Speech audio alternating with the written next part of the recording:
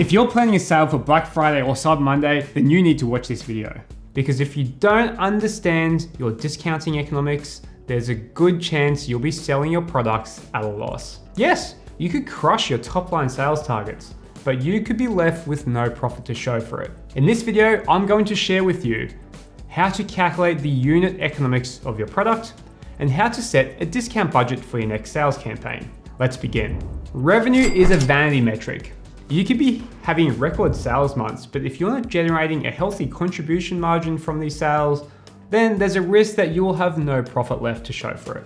And yes, some marketers will tell you that it's okay to sell your products at a lower margin or even a loss because you'll get their details and there's a chance that they'll come back and buy from you again, right?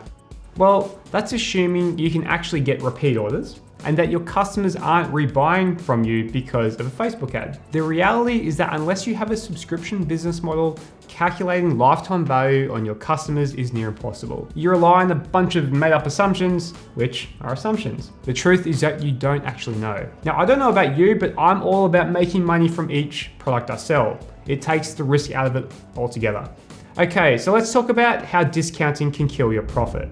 Okay guys, so in this spreadsheet I've designed is a simple bottom-up unit economics demonstration of an e-commerce business. So we've got two sets of assumptions here. We have a base case, which is the business in its current form or what we're currently doing, and then a Black Friday, Cyber Monday case, which is what does the business look like if we give away our margins through discounting, okay?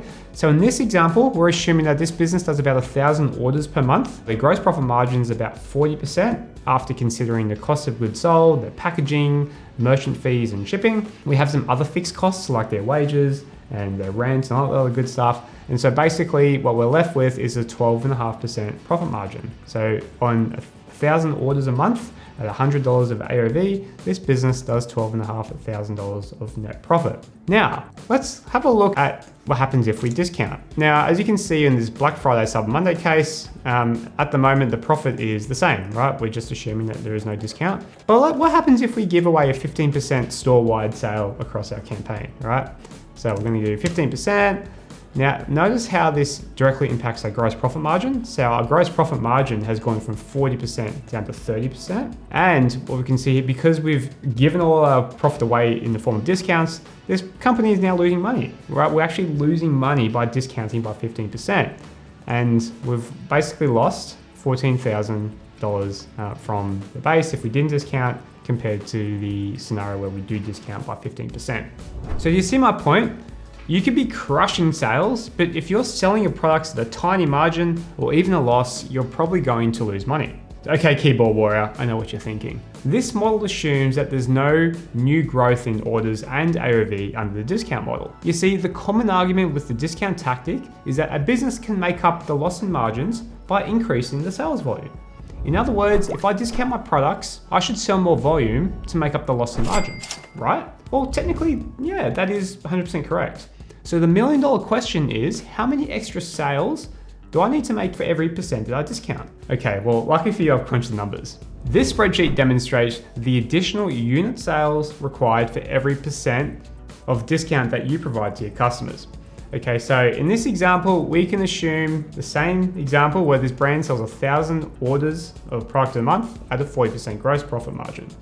Now, by discounting the product by just 15% means the company needs to increase their sales volume by an additional 60% just to make the same gross profit dollars if they charged full price.